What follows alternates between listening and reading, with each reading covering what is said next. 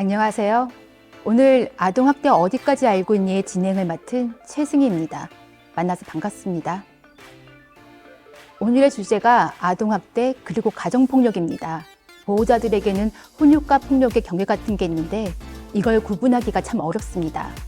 그래서 오늘 이런 보호자들의 고민에 대해 함께 이야기해 주실 부평경찰서 여성청소년과에 재직 중이신 아동학대 가정폭력 예방 전문가 서정미 경사님을 모셨습니다. 안녕하세요, 경사님. 안녕하세요. 부평경찰서 여성청소년과에 근무하고 있는 서정미입니다. 반갑습니다. 저도 아이를 키우고 있는 부모거든요. 그런데 아이가 자랄수록 말도 점점 안 듣기도 하고 솔직히 가끔은 큰 소리로 혼낼 때도 있게 되고 그렇습니다. 그러다 문득 내가 혹시 아동학대를 하고 있는 건 아닐까 하는 고민도 들고 이게 참 어렵고 헷갈리더라고요. 네, 맞습니다. 학부모님들은 아이들의 교육에 있어서 가장 큰 책임자고 그러다 보니 많이들 걱정하고 궁금해 하시는 것 같은데요. 최근에는 부모에 의한 가정폭력뿐 아니라 집 밖에서 부모 외의 어른들로부터 발생하는 아동학대 사건 등도 어렵지 않게 접할 수 있습니다. 그래서 오늘은 아동학대와 가정폭력에 대한 개념을 다시 알아보고 많은 분들이 헷갈려 하시는 상황들에 대해서 이게 폭력이 맞는지 판례를 소개하며 알아보려고 합니다. 너무 유익한 시간이 될 것 같습니다. 아동학대, 가정폭력에 대한 질문과 답변, 지금부터 시작합니다. 사실 아동학대가 뭔지 모르는 분이 많지는 않을 것 같습니다. 네, 맞습니다. 하지만 아동학대에 대해서 설명해 주세요라고 누군가 질문했을 때 정확하게 답변할 수 있는 분은 의외로 많지 않을 것 같습니다. 아동학대에 대해 설명해 주세요라니 맞네요. 답변을 뭐라고 해야 할지 모르겠어요. 그렇죠. 이 영상을 시청하고 계시는 학부모님들은 어떠셨나요? 바로 답변이 술술 나오셨나요? 만약 아니라면 지금부터 제가 하는 말을 잘 들어주세요. 아동복지법 제3조 제7호에 따르면 아동학대란 보호자를 포함한 성인이 아동의 건강 또는 복지를 해치거나 정상적 발달을 저해할 수 있는 신체적, 정신적, 성적 폭력이나 가혹행위를 하는 것과 아동의 보호자가 아동을 유기하거나 방임하는 것을 말한다라고 되어 있습니다. 정리해보면 아동학대는 신체학대, 정서학대, 성학대, 유기 및 방임 이렇게 4가지로 구분되어지고 있습니다. 그렇군요. 이렇게 깔끔하게 정리를 해주시니 좀 더 명확히 이해가 되는 것 같습니다. 어렴풋하게 알고 있던 게 정확해지니 너무 좋네요. 신체학대는 우발적인 게 아닌 상황에서 신체적 손상을 입히는 걸 이야기하는 걸 테고, 정서학대는 언어적인 모욕이나 정서적으로 위협이 될 수 있는, 정서적으로 위협이 되는 게 뭔지 또 설명하려니 어렵습니다. 이 영상을 보고 계시는 시청자분들도 진행자님처럼 제대로 아동학대에 대해 알고 있는지 계속 머리로 생각해 보시면 너무 좋을 것 같습니다. 정서학대에 대해 제가 조금 더 설명을 드려보겠습니다. 정서학대는 말 그대로 아이들에게 정서적으로 위협을 행하는 걸 말하겠죠. 감금을 하거나 잠을 재우지 않는 것, 발가벗겨 내쫓는 행위, 다른 아동을 학대하도록 강요하는 행위 등이 정서학대에 해당된다고 생각해 주시면 되는데, 이러한 학대를 당하면 발달 지연이나 성장 장애는 물론 수면 장애와 식이 장애 등이 올 수도 있습니다. 정말 말 그대로 학대, 폭력이군요. 그렇습니다. 성학대는 성인이 자신의 성적 충족을 목적으로 아동에게 행하는 모든 성적 행위를 말하는데, 성적 충족 외에 불법적으로 돈을 벌기 위해 성매매를 시키거나 하는 행위들도 성학대라고 할 수 있습니다. 그리고 유기는 아이를 버리는 행위일 텐데 방임을 또 설명하려니 입이 잘 안 떨어집니다. 걱정 마십시오. 제가 방임에 대해서도 당연히 설명해 드릴 수 있습니다. 방임은 보호자가 아이를 위험한 환경에 처하게 하거나 아이에게 필요한 의식주, 의무교육, 의료적 조치 등을 제공하지 않는 행위입니다. 혹시 주변의 아이에게 지속적으로 악취가 난다거나 개인 위생이 개선 없이 계속 지저분하다거나 나이에 비해 지나치게 신체 상태가 불균형하거나 특별한 사유가 없어 보이는데 학교에 안 나오거나 하는 모습들로 방임을 의심해 볼 수 있습니다. 자, 그럼 본격적으로 아동학대, 가정폭력에 대한 질문과 답변 시작해 보겠습니다. 첫 번째 질문입니다. 아이가 있을 때 부부싸움을 하면 아동학대일까요? 라는 질문입니다. 부부싸움이 왜 아동학대가 된다는 걸까요? 저희는 앞서 아동학대의 4가지 종류를 정리했습니다. 그렇죠?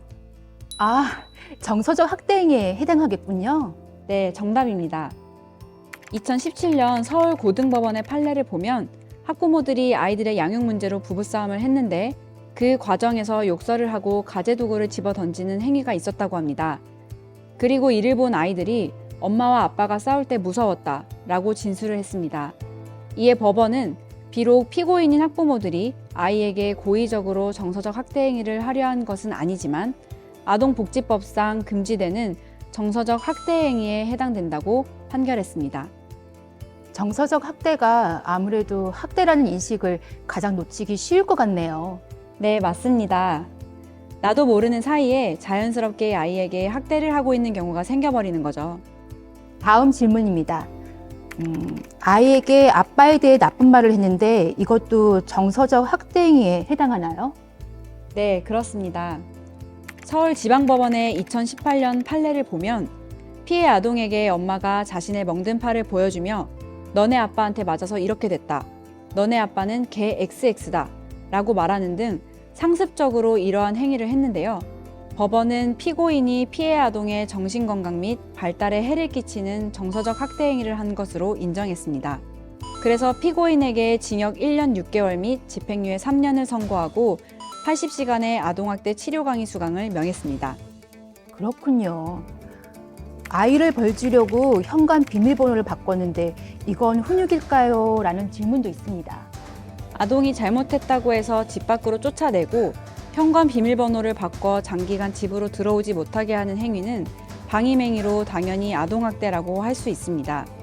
훈육은 품성이나 도덕 따위를 가르쳐 기르는 것이라는 뜻이죠. 잘못된 행동을 바로잡기 위해서는 집 밖으로 내쫓는 게 아니라 올바른 행동을 할 수 있도록 교육을 하는 것이 필요하겠습니다. 그렇군요. 여러분, 훈육을 위한 학대는 절대 정당화될 수 없습니다. 그럼 바로 4번째 질문 드립니다. 아이가 학교에 가기 싫어해서 학교에 보내지 않았습니다. 이건 방임인가요? 라는 질문입니다. 이건 조금 헷갈립니다. 어떻게 생각하시나요? 2016년 울산지방법원 판례를 보면 중학교 1학년에 재학 중이던 피해 아동이 학교에 가기 싫어한다는 이유로 담임교사와 상담하거나 등교 거부의 원인을 파악하는 등의 조치를 아무것도 하지 않은 채 아이를 학교에 보내지 않았는데요. 법원은 이를 방임행위를 한 것으로 보았습니다. 초등학교부터 중학교까지는 의무교육이며 의무교육 대상자인 아동이 학교에 가기 싫어한다는 이유로 적극적인 조치 없이 학교에 보내지 않는 것은 아동의 교육을 소홀히 하는 방임이고 이는 명백한 아동학대 행위로 볼 수 있습니다. 방임에 대해 오늘 확실히 배우고 가는 것 같습니다. 계속 가볼까요? 5번째 질문입니다. 다른 아이를 때리는 장면을 보여주는 것도 안 되나요? 이건 쉽군요. 당연히 안 되고 정서적 학대행위죠. 이제 제가 답변 드릴 필요도 없을 것 같습니다. 맞습니다. 이는 정서적 학대에 해당합니다. 너희도 이렇게 하면 얘처럼 되니까 조심해 라며 한 아이에게 신체적 학대를 한 보육원 원장이 있었는데 그 모습을 다른 아이들 앞에서 목격하게 하며 겁을 준 사건이 있었습니다. 2016년 춘천지방법원의 판례이고 신체적 학대와 정신적 학대를 경합하여 징역 1년이 선고되었습니다. 상상만 해도 끔찍하네요. 다음 질문도 좀 모호합니다. 피아노 학원에서 박자를 맞추느라 손바닥으로 아이 등을 쳤는데 아동학대라는 말을 들었습니다. 라는 사연인데요. 네, 정말 흔하게 있을 수 있는 상황이기는 합니다. 하지만 이러한 행위도 아동학대가 될 수 있습니다. 신체적 학대에는 반드시 아동학대의 목적이나 의도가 있어야 인정되는 것은 아닙니다. 아동의 신체 건강 및 발달에 저해라는 결과의 가능성이 있느냐에 따라 아동학대로 인정될 수 있습니다. 2018년 수원지법 안양지원의 판결을 보면 질문처럼 피아노 교습소에서 박자를 맞춘다며 손바닥으로 수강생의 등을 10여 회 때렸는데 아이가 14일 정도 치료를 요하는 상해를 입었다고 합니다. 그래서 법원은 신체적 학대를 인정했습니다. 그렇군요. 이렇게 다양한 판례와 함께 답변을 들으니 이해도 쉽고 아동학대에 대해 경각심도 더 많이 생기는 것 같습니다. 이렇게 준비한 질문을 마쳤는데요. 그럼 주변에서 아동학대가 의심되거나 발견한 경우 신고는 어떻게 하면 될까요? 네, 역시 마무리로 신고에 대한 질문을 해주실 줄 알았습니다. 당연하죠. 아동학대를 줄이려면 부모들부터 당연히 조심해야겠지만 예방과 신고도 당연히 중요한 거라고 생각합니다. 너무너무 훌륭합니다. 아동학대 범죄를 알게 된 경우나 의심이 가실 때에는 경찰, 지자체 긴급전화 혹은 아동지킴이 콜 어플을 이용해 신고하실 수 있습니다. 신고를 할 때는 신고자의 인적사항, 학대 의심 정황과 아동이 안전한지 여부, 그리고 피해 아동의 현재 상황이나 정보, 가해자의 인적사항 등 가능한 많은 정보를 알려주시면 좋습니다. 신고자는 당연히 보호가 되겠죠? 네, 맞습니다. 아동학대 범죄 처벌 등에 관한 특례법에는 신고자 인적사항의 기재 생략, 인적사항 공개 금지, 신변 안전 조치 등 신고자 보호에 대한 내용이 있습니다. 신고는 선택이 아닌 의무입니다.